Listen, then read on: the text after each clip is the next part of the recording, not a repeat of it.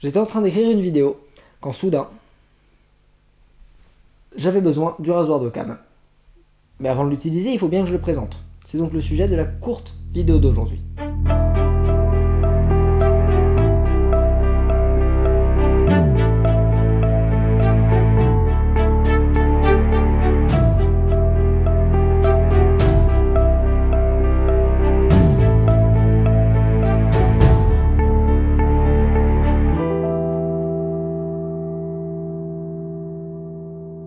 Avant toute chose, je voudrais expliquer un truc. L'antiréalisme scientifique. La science, c'est la recherche de ce qui constitue notre réalité. Mais on a vu dans le premier épisode que les théories scientifiques pouvaient s'avérer fausses. Eh bien, l'antiréalisme scientifique, c'est considérer que toutes les théories scientifiques que nous créons sont fausses. Pour autant, il n'est pas inintéressant de constituer des modèles. Et ainsi, un antiréaliste va chercher le modèle qui se rapproche le plus de la réalité, tout en se disant que ce n'est qu'un modèle, qu'une représentation de notre réalité. C'est personnellement la position que j'adopte, parce qu'elle permet d'être moins attaché à ses croyances. Bah oui, si je considère pas que c'est la réalité, j'ai aucun attachement particulier pour cette croyance. Et le rasoir d'Occam est beaucoup plus pertinent à utiliser dans un cadre antiréaliste. Mais ça, nous allons le voir dans l'épisode. Pour plus de détails concernant l'antiréalisme et le réalisme scientifique, allez voir la vidéo de Monsieur Phi.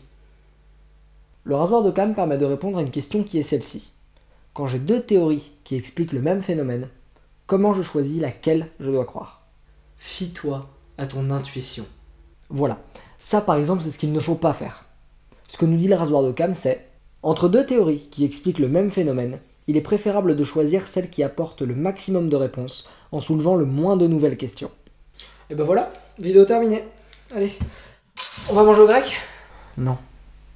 Pour le grec? Non, la vidéo n'est pas terminée.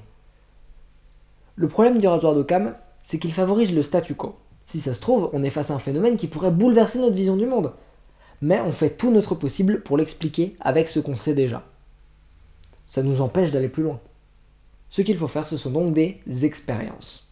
Comme je le disais la dernière fois, il nous faut une hypothèse nulle. C'est la position à adopter par défaut. Maintenant on comprend ce que c'est, par défaut. Notre hypothèse nulle sera donc celle qui soulève le moins de questions. Et à présent, on va essayer de montrer que notre hypothèse nulle est fausse. Pour cela, on va se mettre dans des conditions expérimentales telles que l'hypothèse nulle ne pourrait pas expliquer notre phénomène. Comme ça, si on a un résultat, c'est que l'hypothèse nulle était probablement fausse, et qu'il faut aller chercher plus loin. Avec un exemple, ce sera mieux. Disons que j'ai un ami qui dit pouvoir faire bouger les choses à distance. Moi, comme ça intuitivement, je vais me dire que c'est un tour de magie, et je vais pas aller chercher plus loin. Cependant, il me soutient qu'il n'y a pas de truc, qu'il a vraiment un pouvoir de télékinésie. Dans ce cas, on va faire l'expérience. On va le mettre dans une pièce où il n'a jamais été. Il n'aura pas le droit de s'approcher de l'objet à déplacer. Si besoin, je le mets sous cloche. Je ne fais appel à personne qui pourrait être complice. S'il arrive à faire bouger l'objet dans ces conditions, je vois mal quel pourrait être le truc. Je suis bien obligé d'admettre que mon hypothèse nulle était très probablement erronée. Par contre, s'il n'arrive pas à le faire bouger, là c'est notre hypothèse alternative qui tombe à l'eau. On va considérer qu'il n'a pas de pouvoir de télékinésie. Parfois, on peut calculer la p-value. Allez voir la vidéo d'hygiène mentale sur l'astrologie pour avoir un exemple de ça avec une analyse statistique au bout.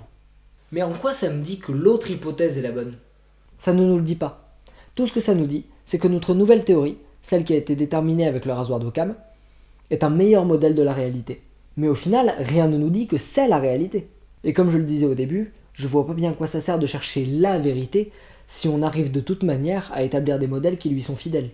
Et qu'est-ce qu'on fait si on n'arrive pas à mettre en place un protocole expérimental qui puisse différencier l'hypothèse nulle de l'hypothèse alternative? Dans ce cas, on fait ce qu'on peut. Je sais, c'est décevant comme réponse.